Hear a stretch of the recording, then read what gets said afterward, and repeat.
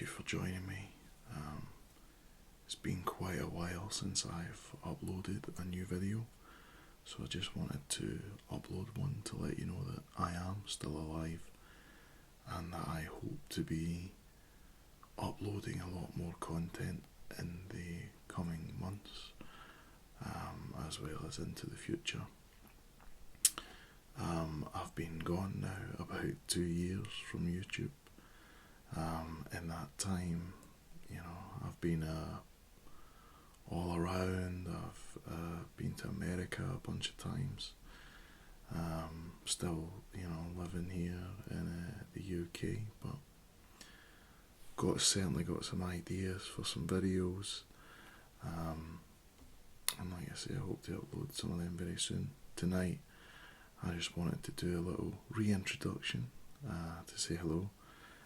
I've got a big old refill pad here. Interesting fact, the word notepad was not recognised by the Oxford English Dictionary until 2017, which is odd because I thought it was always a word, but I guess not. That's a fun little bit of trivia I learned from a pub quiz a couple of weeks ago, and you are welcome. Like I said, thank you very much for joining me. I'm going to crack open this lovely vintage style can of Tennent's lager, which features Victor McDade from the television show Still Game. If you watch that, you've got excellent taste, so let's crack that open.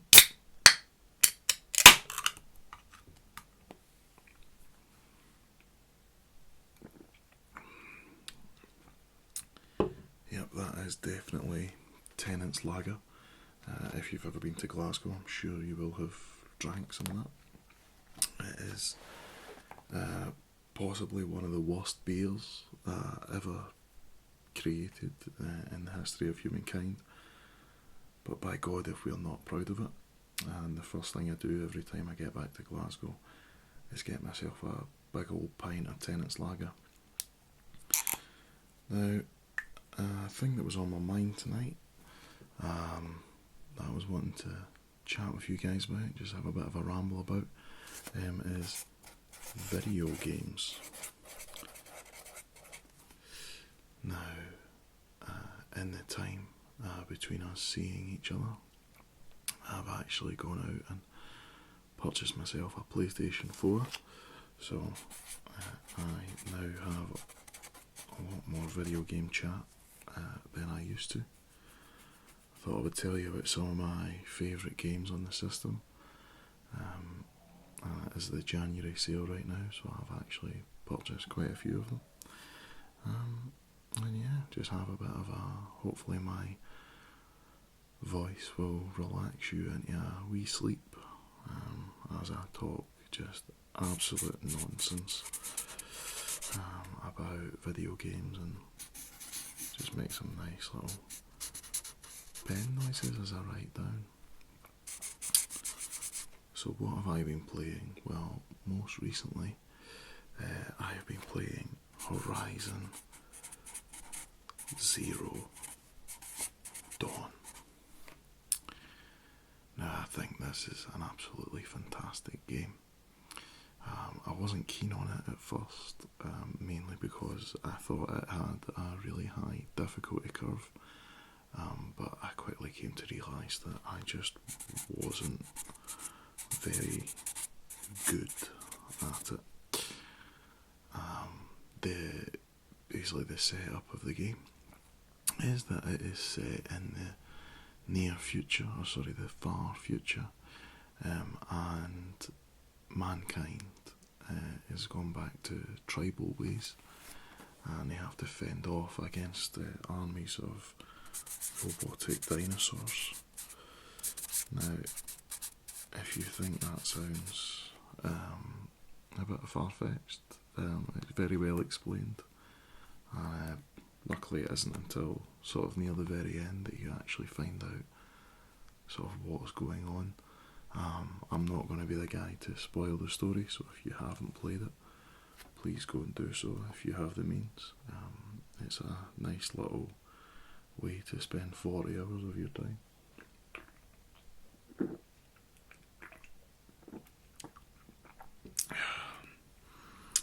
The character that you play in the game is a character by the name of Aloy, and she is your sort of not even a typical video game protagonist. For one, she's a very strong female protagonist in not very skimpy clothing, which we see quite a lot of in video games. Not so much today, but certainly back in the recent past. And by that, I just guess I kind of mean my own lifetime, because obviously I remember being excited when Tomb Raider came out, because I am a man who's starting to show his age. That you might have noticed as well, if you have come to this channel in the future and you've suddenly jumped from the last video to this one. Congratulations, you have jumped forward 45 pounds in time. But yeah, I remember Tomb Raider, and she was she was a bit of a sex symbol. I never thought so, mainly because she was made of polygons. Aloy is simply made of a heck of a lot more polygons, and I think that's what might make her a lot better, as well as all the other stuff. Now, Aloy is tasked with finding out sort of the truth about what happened in the past and how it came to be that robot dinosaurs are taking over the land. It's pretty good. I really enjoy it. The main sort of gameplay style is archery, so you get a bow and arrow and you kill the dinosaurs by hitting weak spots on them.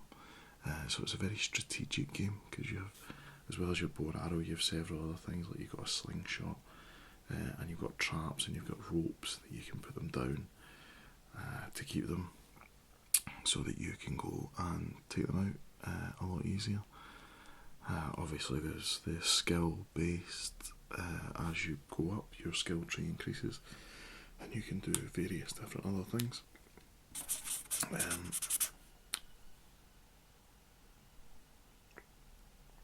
At the moment, my Aloy character has just hit level 50, so I've pretty much got to the sort of end game content, which is why today I downloaded the DLC, downloadable content, for the Frozen Wilds, which, interestingly enough, I don't know if I think I should be allowed to tell people this. I actually was part of the playtest. I went to Sony HQ and playtested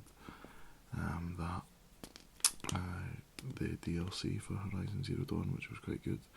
And I have to say, at this point, I'm wondering if any of the critiques that I had made it into the game. So far, I haven't encountered any, but I am going to keep looking.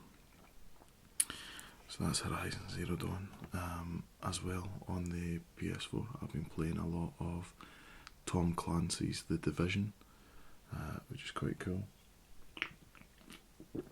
And Tom Clancy's The Division is set in a post-apocalyptic, well, not post-apocalyptic, it's set in New York after the outbreak of a virus, and you're part of a super secret army team that's basically sent in to maintain law and order.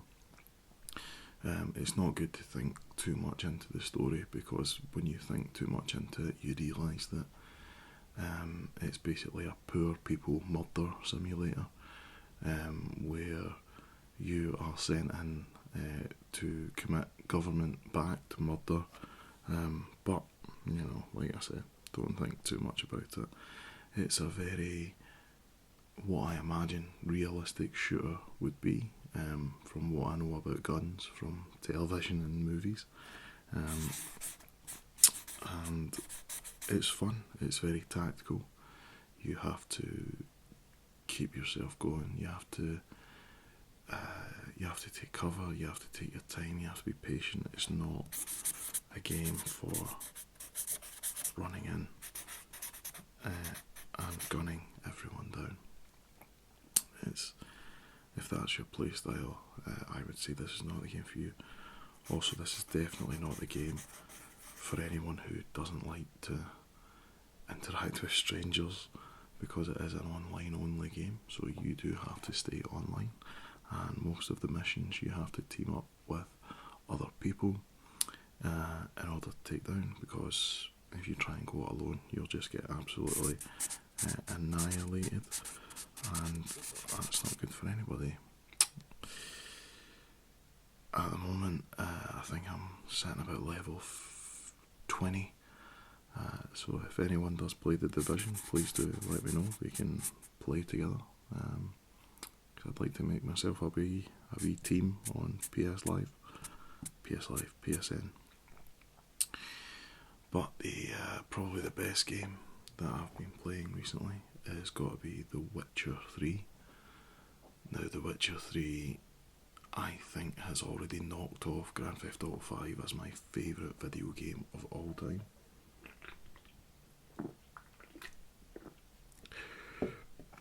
I genuinely think it might be the single greatest game ever made. Now, you might have heard of The Witcher 3. If you haven't, it's basically set in a fantasy environment a la... It's not really kind of akin to Lord of the Rings, Game of Thrones. It's kind of somewhere in the middle of Lord of the Rings and Game of Thrones, setting wise. So you've got sort of a lot of kind of political intrigue, a la Game of Thrones, as well as ultra violence, but you have the more fantasy element of Lord of the Rings, where you are a mutated monster hunter, and you have to take jobs as a witcher where people pay you to go out and take care of their monster problems, as well as playing the main game story, which is very interesting of itself. Geralt, the main character, is a very interesting character, which following his adventures is really pretty cool. He does some interesting things. You really get to feel like you are that character in the dialogue choices that you make. I've only done one playthrough of the game so far, but I'm thinking about going back and playing it again using completely different dialogue options, because it's one of these games that lets you respond differently to people's queries and questions, etc., and deliver different answers back, which I think is pretty good. So always an interesting way to do a game. I imagine it probably doesn't affect the ending too much, but it's just an interesting way to role play a game, to kind of play that guy who's a bit more of a dick, or a bit more nice. Just gives you a nice option, makes you think about it as well a lot more. Generally, when I play games, I tend to err more on the side of the nice guy. I tend to make all the decisions that I think just a nice person would make, or a decent person. But The Witcher really gave me kind of impetus as well to every now and again just not do that, because the storytelling was so strong that it sort of made me think like, oh, wouldn't it be interesting if I just let this person die, or wouldn't it be interesting if I did this, wouldn't it be interesting if I did that, and so very few games have ever really given me that. Most games, when they give you a sort of morality system, like your sort of Mass Effects, or your Star Wars Knights of the Old Republic, etc., or your Fables, really. You are encouraged to sort of pick a path and stay on it. You're encouraged to either pick the good path or the bad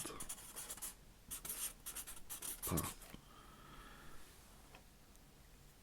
And it gives you rewards based on getting to be the most good or the most bad, which okay, I understand as a game mechanic, but I personally prefer a game that lets you be a little bit of both, because we are a little bit of both in real life. Sometimes we are very altruistic, sometimes we are very selfish. That's who we are as human beings. So I think it gives you a more rounded game experience if just every now and again you can, decide based on your own sort of morality and your own sort of reactions to things, whether should I just, pick kind of the bad option here. Well, yeah, go for it, yeah. And there's DLC for that as well, but I currently haven't actually started playing that. I've only just completed the main quest line.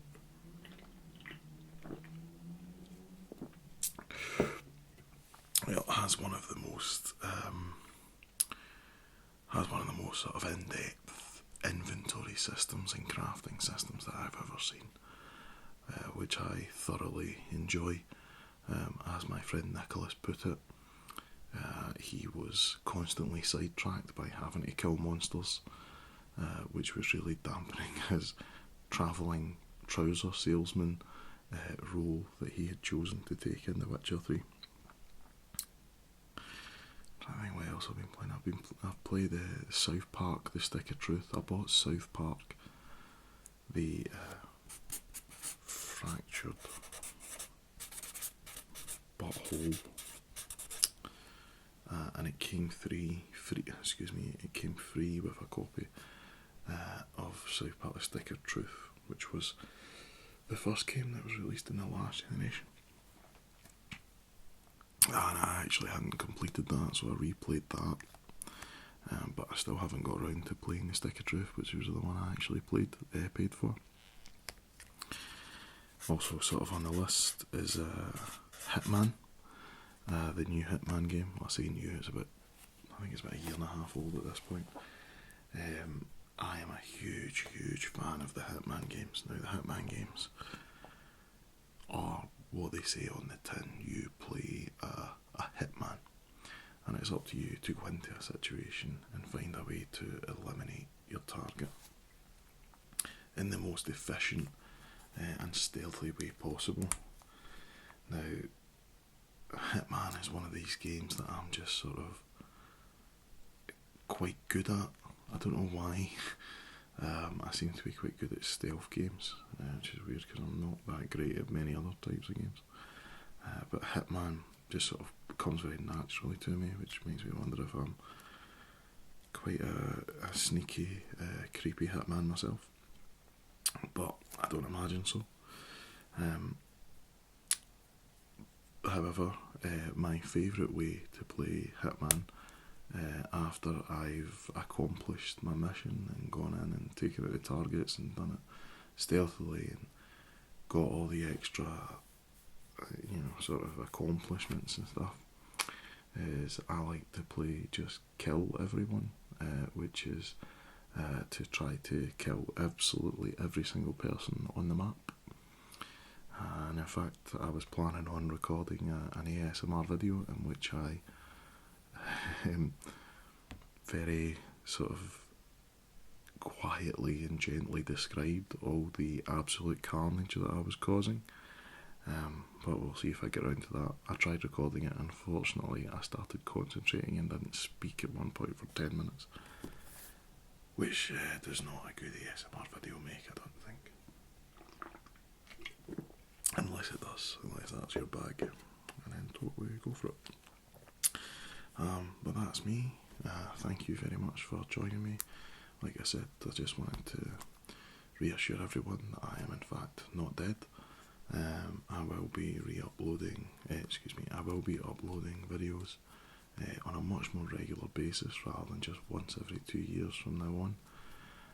So thank you very much if you've been sticking by my channel. Thank you for all the comments.